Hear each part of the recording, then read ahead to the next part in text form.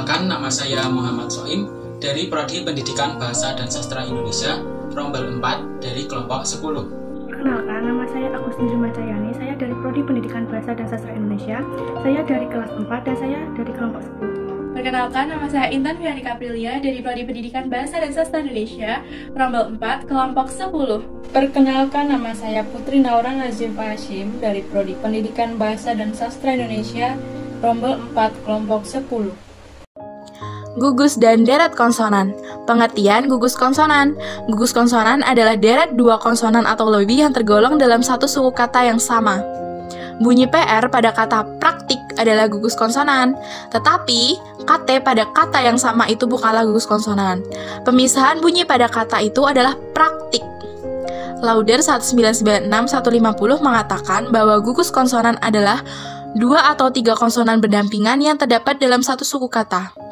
Pulgam 1970 dalam Hasibuan 1996-55 mengusulkan bahwa gugus konsonan kluster untuk pengertian kombinasi fonem konsonan yang terdapat pada suku Universitas Sumatera Utara yang sama. Contoh gugus konsonan, sama halnya seperti diftong. Huruf konsonan yang berjejer dalam satu suku kata belum tentu merupakan gugus konsonan. Jadi kita tetap harus memperhatikan tiap suku kata yang membentuk kata tersebut. Beberapa wujud gugus konsonan yakni PR, PS, KL, NG, NY, dan sebagainya. Contohnya pada kata berikut ini. A. Sastra sama dengan bahasa atau kata-kata atau gaya bahasa yang dipakai dalam kitab-kitab, bukan bahasa sehari-hari. Dalam kata sastra terdapat sebuah gugus, akan tetapi dalam kata tersebut terdapat tiga huruf konsonan yang berdampingan.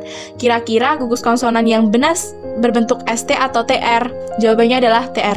Mengapa? Karena suku kata pembentuk dari suatu sastra ialah sastra, sehingga meskipun huruf S dan T berdampingan, mereka bukanlah gugus konsonan. B. Aksi atau sikap atau gerak-gerak atau tingkah laku yang dibuat-buat. Dalam kata aksi terdapat huruf konsonan yang berdampingan yakni KS. Namun dua konsonan tersebut bukanlah gugus konsonan karena tidak berada dalam satu suku kata. Sementara itu, suku kata pembentuk kata aksi yakni aksi.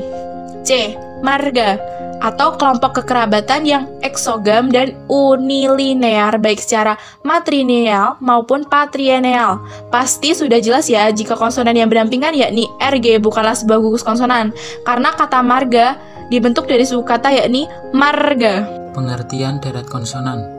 Deret konsonan adalah gabungan dua konsonan yang terdapat pada suku kata yang berbeda meskipun berdampingan seperti pendapat Pulgam 1970 mengatakan bahwa gabungan dua konsonan atau lebih yang terjadi pada suku kata yang berbeda meskipun berdampingan disebut deret.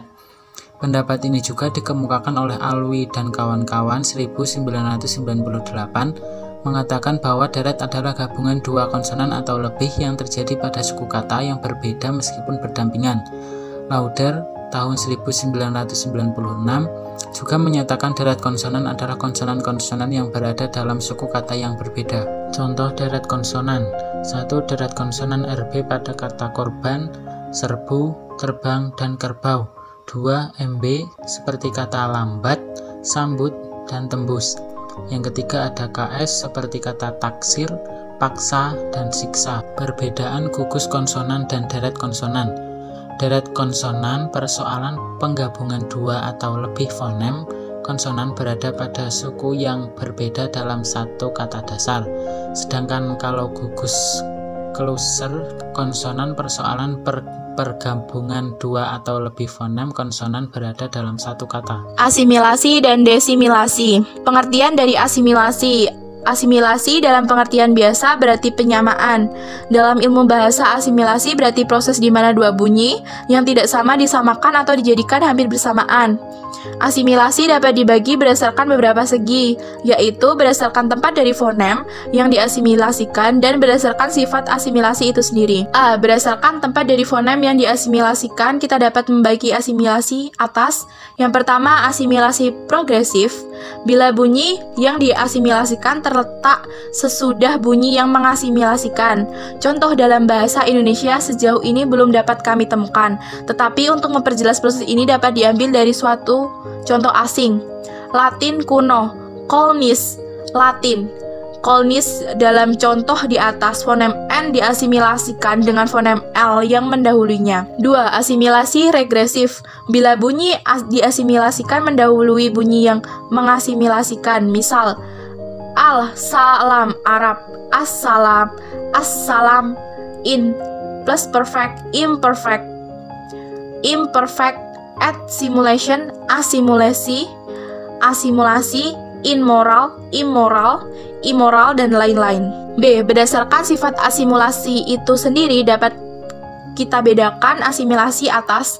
Yang pertama, asimilasi total. Bila dua fonem yang disamakan itu dijadikan serupa, betul, sama dengan al-salam Arab, as-salam, as-salam, at-simulation, asimulasi, asimulasi, immoral, immoral, immoral. Yang kedua adalah asimilasi parsial. Bila kedua fonem yang disamakan itu hanya disamakan sebagian saja. Misal, imperfect, imperfect, imperfect, import, import, import, dan lain-lain. Asimilasi fonemis dalam beberapa bahasa.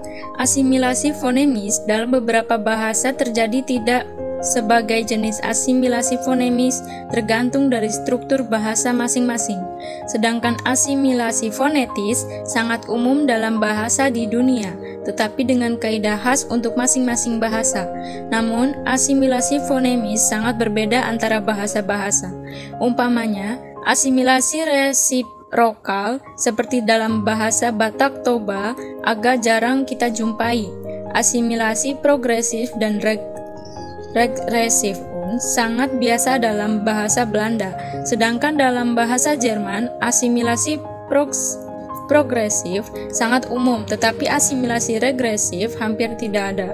Sesuatu khusus dalam bahasa Inggris ialah bahwa asimilasi fonemis dari jenis maupun hampir tidak ada. Pengertian desimilasi. Desimilasi adalah perubahan bunyi yang terjadi jika dua bunyi yang sama atau mirip berubah menjadi tidak sama atau berbeda. Contoh desimilasi. Contoh Indonesia adalah belajar, yang dihasilkan dari menggabungkan awalan ber dan ajar. Akan tetapi bentuk belajar mempunyai dua R dan dalam bahasa Indonesia ada kecenderungan untuk menghindari dua R dalam kata yang berawalan ber, yang R-nya mengasimilasikan dengan R dari ajar menjadi tak sama dengannya, yaitu L. Contoh belajar adalah kasus desimilasi sinkronik. Secara diakronik ada kasus-kasus desimilasi juga. Contohnya ialah kata-kata Indonesia cinta dan cipta. Kedua kata itu berasal dari bahasa Sanskerta cipta, jadi T-nya menjadi PT untuk cipta dan NT untuk cinta. Contoh lain terdapat dalam kata langsir yang dulu pernah dipungut dari bahasa Belanda regeren, karena ada dua R dalam kata Belanda itu. R yang pertama dalam proses pemungutan secara disimilatif diubah menjadi L, yaitu RR menjadi RT. Fonem suprasegmental dan tulisan fonetis. Pengertian dari fonem suprasegmental. Suprasegmental adalah suatu yang menyertai fonem, dapat berupa tekanan suara, intonation, panjang pendek pitch, dan gerakan suara yang menunjukkan emosi tertentu. Suprasegmental adalah unsur yang menemani dan mempengaruhi bunyi bahasa, dan bukan bunyi sejati. Bunyi-bunyi suprasegmental tersebut meliputi intonasi, nada, aksen, dan tekanan. Cara yang paling mudah untuk memahami unsur suprasegmental adalah melalui pendekatan fonetik akustik, atau dua sifat akustik yang berpengaruh pada unsur suprasegmental, yaitu frekuensi dan amplitudo. Kedua unsur ini sangat berpengaruh dalam unsur suprasegmental yang sangat berkaitan. Penelitian ini tidak menggunakan pendekatan fonetik akustik, akan tetapi menggunakan tekanan suara atau intonasi. Unsur suprasegmental dalam bahasa Indonesia yang pertama adalah lafal. Lafal ialah cara seseorang atau sekelompok orang dalam suatu masyarakat bahasa mengucapkan bunyi bahasa. Krida Laksana 1993-124. Yang kedua ada tekanan. Tekanan ialah cara yang ditekankan pada suku kata atau kata sehingga bagian tersebut tampak lebih keras atau menolong dari suku kata atau kata yang lain. Ketika mengucapkan suatu kalimat yang di dalamnya terdapat kata yang penting, biasanya kita akan menekankan suku kata atau kata tersebut agar lawan tutur memahaminya dengan benar. Tekanan biasanya juga disebut aksen. Yang ketiga adalah intonasi. Intonasi ialah perubahan nada yang dihasilkan pembicara pada waktu mengucapkan ujaran atau bagian-bagiannya. Tidak laksana 1993-85. Intonasi bisa dikenal dengan lagu kalimat atau ketetapan penyajian tinggi rendahnya nada kalimat. Kalimat jika diucapkan dengan nada datar dapat mengandung maksud pemberitahuan. Akan tetapi jika diucapkan dengan nada tinggi dapat mengandung maksud kekaguman, keheranan, ataupun rasa ketidakpercayaan. Hal ini tergantung pada situasi pembicara. Yang keempat ada jeda. Jeda ialah hentian dalam ujaran yang sering terjadi di depan unsur yang memahami isi informasi yang tinggi atau kemungkinan yang rendah. Krida laksana 1993-88 biasanya dikenal dengan lebih ringkas, yaitu hentikan sebentar dalam ujaran. Dalam bahasa lisan, jeda dijedai dengan kesenyapan. Pada bahasa tulis, jeda ditandai dengan spasi atau dilambangkan dengan garis miring, tanda koma, tanda titik koma, tanda titik dua, atau tanda hubung. Jeda sangat berpengaruh terhadap perubahan makna. 1. Tekanan. Tekanan adalah suatu jenis unsur suprasegmental yang ditandai oleh keras lembutnya arus ujaran.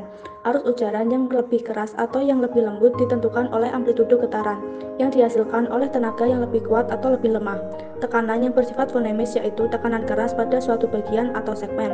Dari kata dipindah ke bagian lain dari bagian tersebut dan membedakan arti. Inggris, refuse sama dengan sampah, refuse sama dengan menolak. 2. Jangka atau durasi. Durasi adalah suatu jenis unsur suprasegmental yang ditandai oleh panjang pendeknya waktu yang diperlukan untuk mengucapkan sebuah segmen yang dapat membedakan arti bila bersifat fonemis, atau durasi distinktif. Beberapa bahasa yang memiliki duratif distinktif, misalnya bahasa Sangsekerta. Durasi ini dalam bidang kata biasanya dinyatakan adanya vokal pendek dan vokal panjang.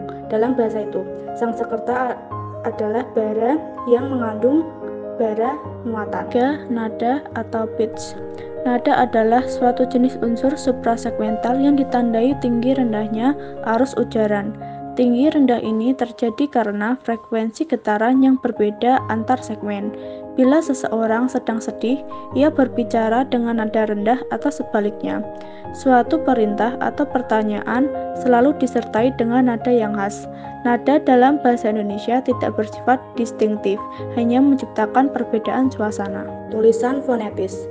Tulisan fonetis adalah tulisan yang digunakan untuk mencatat atau mentranskripsi bunyi-bunyi bahasa secara detail dalam rangka penyelidikan bahasa, terutama penyelidikan bunyi-bunyi bahasa, atau oleh fonetik dan fonemik. Transkripsi fonetik adalah penulisan bunyi-bunyi bahasa secara akurat atau secara tepat dengan menggunakan huruf atau tulisan fonetik. Contoh transkripsi fonetis. Yang pertama, saya ingin menjadi guru yang handal. Yang kedua, mereka tidak suka kue manis. Yang ketiga, kami menghadiri acara pesta ulang tahun. Yang keempat, ibu menyiapkan makan malam untuk keluarganya. Bisa dilihat dengan perbedaan-perbedaan yang ada di bawah dalam kalimatnya masing-masing.